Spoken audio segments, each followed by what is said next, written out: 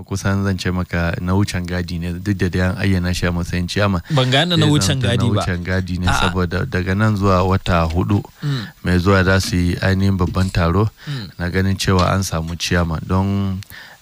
duk abin da aka ce maka ya shafi ita jam'iyya gaba ɗaya, to akwai wasu matakai da ake ɗaukawa masu kwari na ganin cewa an fidda ciyaman wanda ba zai kawo koko shugaba a kowane irin mataki. Akwai irin yadda ake zartarwa da za a yi, dan dole duk wanda yake da ruwa da tsaki wurin ganin cewa jam'iyya ta tsaya da kafa, kaga akwai ita hukuma ta INEC, dole sai tana wurin ta ga irin gagarumin taro da za a yi, wanda tunda zai zama kaman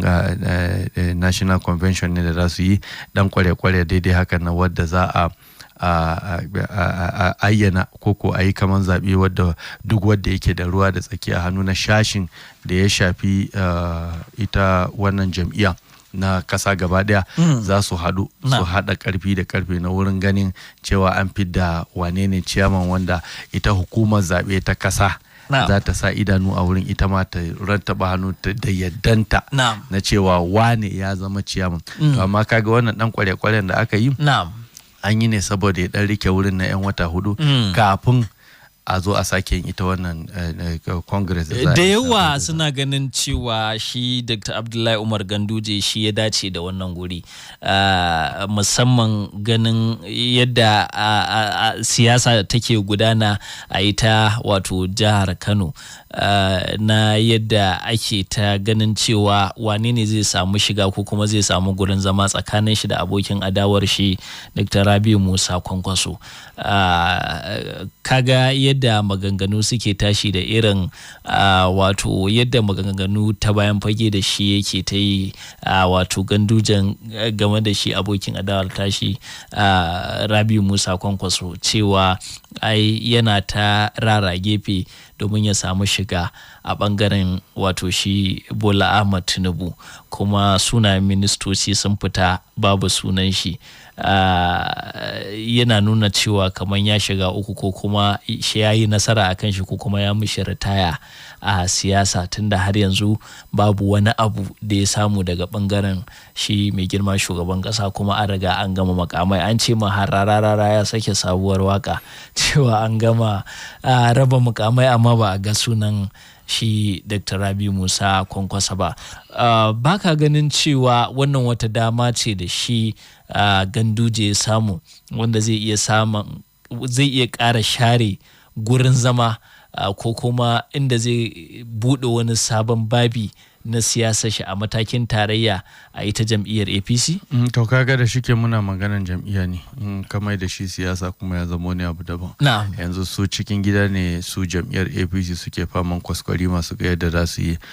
tun da wancan baraka ta faru. Kuma baraka da ya jawo shi ne shi shugaban kasa Bola Ahmed Tinubu, duk wanda ya dan daga masa yatsa to ba sai ya kare yatsan, ko da an wuce wurin ne sai ya sake dawa. Kaga abin da ya ci ya yanke su Abdullahi Adamu kenan da sauransu ya kifar da su. Na lokacin da suke baya sun yanke shawara na cewa Ahmad Lawan ne za a tsayar a matsayin jam'iyya. Shi ma ya kusa da karfinsa, kaga na siyasa ya wuce, to kaga abin da ya cinye su kenan.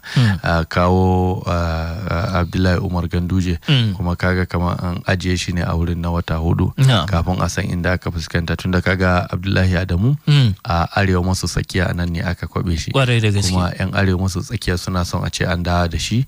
an dawo da wannan kujera wurin su, saboda kusan rarrabawa da aka yi na shiya ya zamto ko ina suna nan tare. To kaga matsalar kuma da kake ganin watakila zai iya tsayawa arewa maso yamma saboda kakakin majalisa ne kawai ke wurin,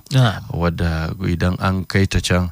kaga nan ita arewa maso tsakiya ta tashi MT, wadda kusan zan ce maka a kowane irin rabe-rabe da ake yi ana rabawa ne bisa shiya ake rarraba. To watakila shi Umar Ganduje watakila zai ci gaba daga inda ya tsaya aka yi babban taro,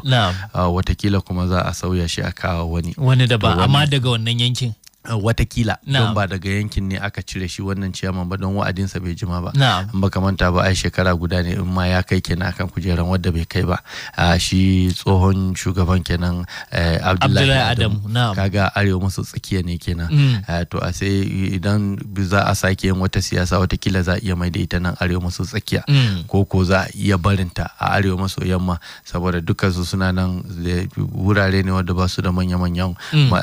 arewa maso tsakiya tana da shi tunda akwai sakataren gwamnatin tarayya to watakila ita wannan kujeran za ta iya zama a arewa maso yamma wurin ko shi Abdullahi Ganduje ko a sauya wani, amma watakila yadda nake gani kenan. In kuma za a sake buga siyasa ne da kyau wadda za a yi ta na kasan baki daya to kaga ya kamata a ce an tura wannan kujera a kudu maso gabashin kasan nan, to amma ina gani ba abu ne mai wuya da zai yi don na ga watakila dai tsakanin arewa maso tsakiya da kuma arewa maso yamma ne za a yi. To in muka sake dawowa kuma inda ka buga siyasa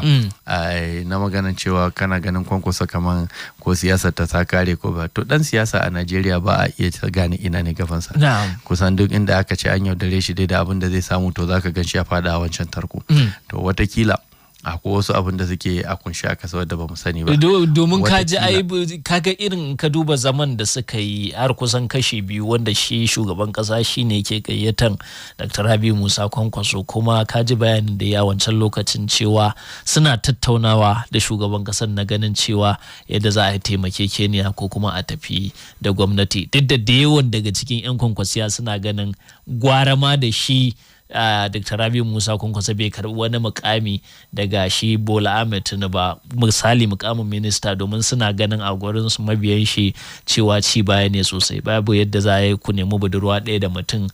kuma daga baya ka zo ka aure yarta, ana ganin wannan babban ci baya ne, cewa wannan tsarin ya tsare girman shi ne, hakan shi ne ya fi dacewa da shi ya bayar da shawara ko kuma ya zama wato wani jigo da yake bayan fage wanda suke tafiya da shi mai girma shugaban kasa Bola Ahmed Tinubu, amma ba wai ya kasance minista ko kuma wani abu ba. To ai ba zai fi karfin ministan ba, kamar yadda na gaya maka cewa inda dan siyasa a Najeriya ne ba ka iya gane alkiblan tun daga Malam Nasiru El Rufai ga ma wike da ya yi bayanin cewa shi Malam Nasiru El Rufai ma ka ji bayanin da ya taba yi cewa a shekara mutum ya yi shekara ya yi minista yana da shekara 43 sannan ya tafi shekara 60 yana da 43, ai ci baya ne, kuma sai gashi ya kara wike ma ya ce me zai yi da kansa yana da malaria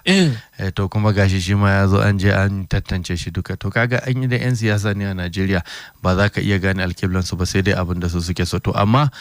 tun daga irin maganganu da aka yi kuma na lura na ga kamar tsari dai abin da yake tafiya a siyasance shine ina gana su a buga siyasa wa'annan da aka ɗibo su gaba ɗaya za a watsar da su watakila in gwamnatin ta ɗore zuwa wata shekara ɗaya shekara biyu za a watsar da su don a kawo wadda watakila za a iya gina siyasa gaba da su.